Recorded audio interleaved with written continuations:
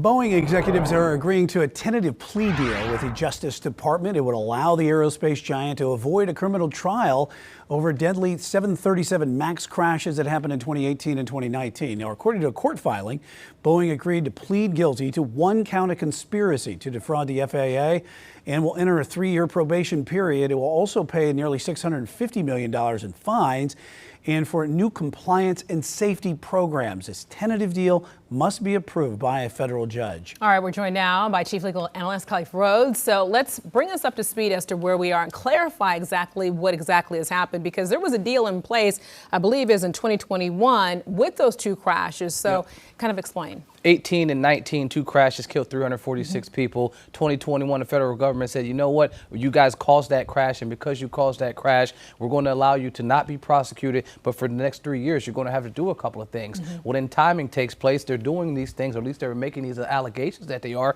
and then the doors literally fly off. The door flies off the plane, and then it blows up the entire deal. And now the government's like, you know what, you guys have not done what you're supposed to do, and you have put us in the position where we are going to attempt to prosecute you. And so that's where we're at now. Either you're going to go to trial and lose miserably, or you'll take this deal. A lot of critics out there saying this is a sweetheart deal for Boeing because they were always already at this spot back in 2021. This is a very weird position to be in, and I've handled these type of cases with wrongful death, nothing of this magnitude or scale, where you're talking about loss of 346 individuals. But anytime you lose a life, there's no price you can put on that. And so any one of the family members that has been affected by this, any one of the people that are still going through the hardship from a loss of life from 2018 or 2019, and they're seeing day after day the ramifications of what happened, the dollar doesn't matter what you put on that amount. And so there's folks that are smarter than me at these insurance companies that try to come up with a number that they think can calculate, you know, the cost of living, what it looks like for this person's future potential earnings, and you come up with some type of number, but nothing gives you comfort. And so when you say it's a sweetheart deal, it is timing. You could have got this deal in 18. You could have got it in 19. You for sure could have got it in 2021. And so why now? Why the change? And you could have gotten more. So even if you give this number, they talk about giving additional millions for research and more development and ensuring that they put things in place to make sure this doesn't happen again.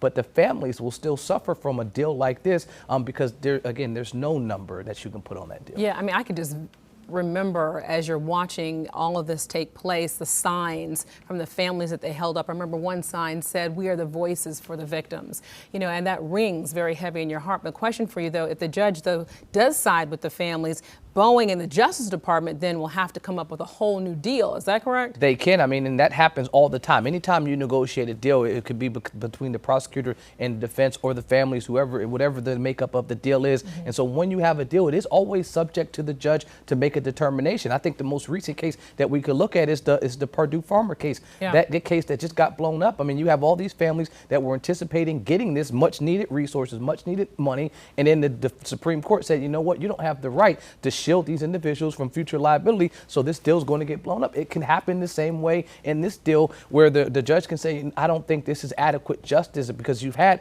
a number of individuals, a number of family members, a couple of attorneys that represent individuals that passed within these crashes, and they're saying, Your Honor, don't accept this deal. This is a slap in the face of the families, and they deserve more. And so a judge has to make that determination. They have to look not just past those signs, but look in the face of the people that died, and the family members that died, and say, how do I reconcile that? How do I make sure that this is allowing that family to become made whole? And I would hate to be the person to have to make that determination. Just reminds me of a situation of too big to fail with the old companies about with a situation like Enron, Boeing, for sure. Enron, and Boeing's just so big and affects so many people globally, worldwide.